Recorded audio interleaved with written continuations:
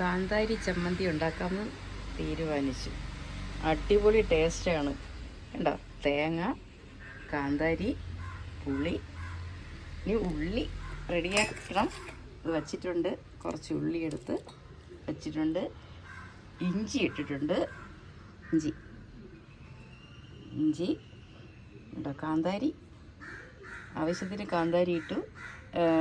Red ചില്ലിയും കൂടെ ഇടണം. അടിപൊളി. ഇതെൻ്റെ വലിയമ്മയുടെ മോളുടെ വീട്ടിൽ പോയപ്പോഴത്തേക്ക് കിട്ടിയ അവരുടെ വീട്ടിലെ മുളകാണ് കേട്ടോ. ഞാനും നട്ടിട്ടുണ്ട്, എനിക്കും ഉണ്ടായി വരുന്നുണ്ട്. എനിക്ക് അതായത് വിഷമിടാത്ത നല്ല മുളകാണ്.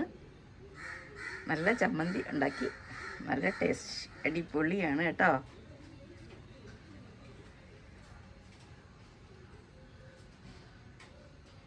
ഇനി ഉള്ളി കൂടെ റെഡിയാക്കണം. എൻ്റെ മിക്സിയിൽ എനിക്ക് അരകല്ലിൽ അരയ്ക്കുന്നതാണ് ഇഷ്ടം.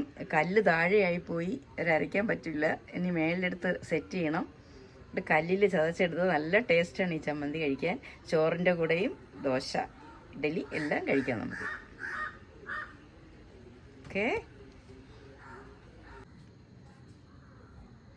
ചമ്മന്തി റെഡി. നല്ല കളർഫുള്ളാണ്. പക്ഷേ